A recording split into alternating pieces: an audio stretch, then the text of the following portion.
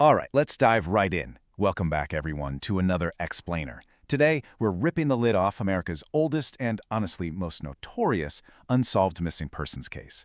We are going all the way back to the year 1590 to investigate the sudden and complete disappearance of 115 English settlers.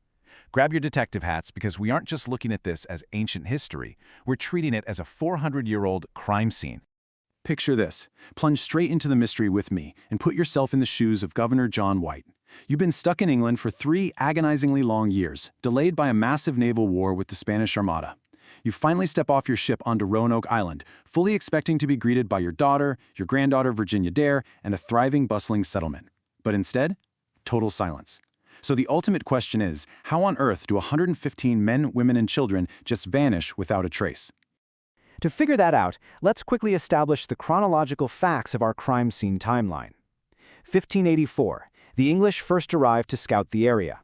1586, things go terribly, terribly wrong when an English military expedition straight up murders the local native chief, Wingina.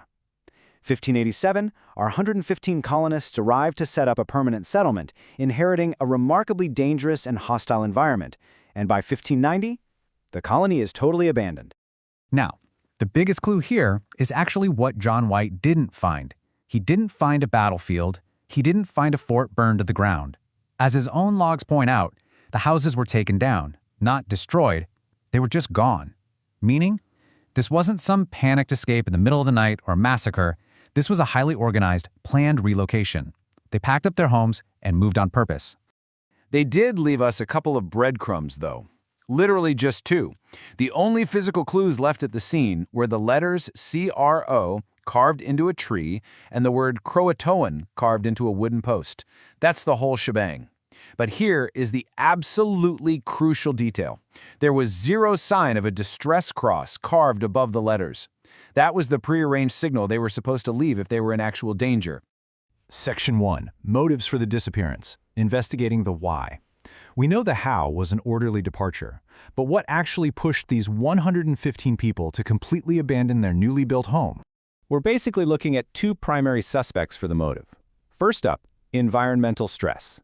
Modern forensic tree ring data from ancient bald cypress trees in North Carolina shows that the years between 1587 and 1589 brought the worst drought that region had seen in literally 800 years. They simply couldn't grow food. Second, the social motive. Remember that murdered Chief Wingina? Yeah, that left a seriously hostile legacy.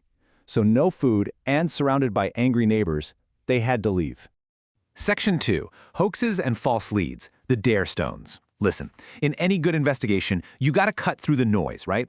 For decades, this whole case was completely derailed by the Dare Stones, which were a series of carved rocks, supposedly written by John White's daughter, detailing all these murders and cross-country treks. Total forgeries. They wasted a lot of time, so we are officially tossing them right out of the file today. All right, with the junk evidence out of the way, our investigation pivots to the 2 leading evidence-backed theories. We're putting them head-to-head. Theory 1 proposes a mainland relocation, meaning the colonists split up into smaller factions. Theory 2 argues for full assimilation, suggesting they merged with a friendly native tribe. Let's look at the hard evidence for both. Section 3. Theory 1. The relocation. Did these colonists do what basically anyone facing starvation would do, and break into smaller survivalist groups heading inland toward the Chowan River? Well, we actually have incredible archaeological evidence pointing exactly to that. The First Colony Foundation found a secret fort symbol quite literally hidden under a paper patch on Governor John White's original map, like a hidden treasure map. And get this, excavations at these locations on Salmon Creek, known as Sites X and Y, have turned up actual physical traces of 16th century English life. Elizabethan ceramics, a drawn wire brass ring, the works. Plus, these satellite homesteads were located right next to an established native village called Metaquim. I know, it sounds like that terrible horror movie trope, "Hey guys, let's split up!" But in this case, it was a completely brilliant survival tactic. By breaking down into smaller groups of maybe 3 or 4 families, they weren't draining local resources all at once. It made it way easier to farm, fish, and, actually negotiate with neighboring tribes without looking like a massive invading army. Section 4. Theory 2. The assimilation. What if they were never actually lost at all, but just sought refuge with the only people in the area who were still friendly to them? the Croatoan tribe on Hatteras Island. The physical forensic evidence here is absolutely wild. Down at an excavation site on Hatteras Island, archaeologists dug deep into Native American refuse layers, or middens, and found high-status English objects. We are talking parts of a rapier sword and a Nuremberg counter that is an exact identical match to tokens found back at the original Roanoke fort, just buried right there alongside Native American artifacts. Now, there is a fascinating, slightly darker sub-theory to this assimilation idea. We know a massive influenza outbreak hit the mainland Eno tribe right around the time the colonists left Roanoke. It's highly possible the English were the vectors for that virus. Because the Eno lost a ton of their strong men who worked the copper mines to the flu, they might have captured the English men for labor and sold the women and children into a local Siouan slave trading market, which would force a permanent assimilation. Fast forward a couple of centuries, and things get really interesting. We have this super compelling biological and linguistic case linking the lost colonists to the modern Lumbee people of Robeson County, North Carolina. Their dialect has this unique English consonant cluster reduction.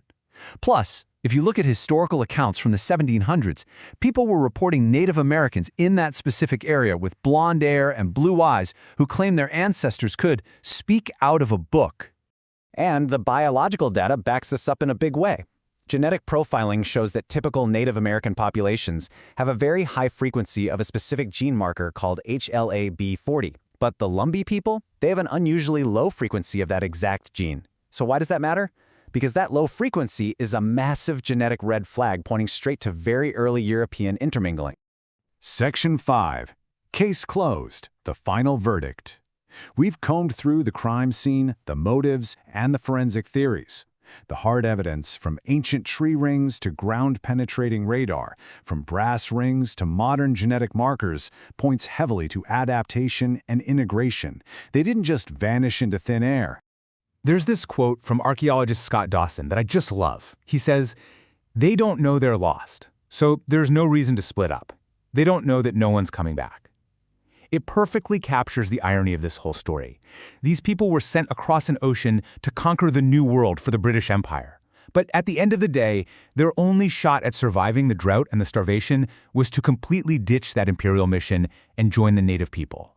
Which leaves us with one final provocative thought.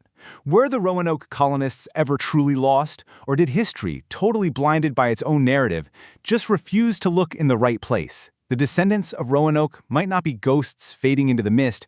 They might just be the people who've been living in North Carolina this entire time. Thanks so much for joining me for this explainer. Keep questioning what you think you know, and I'll catch you next time.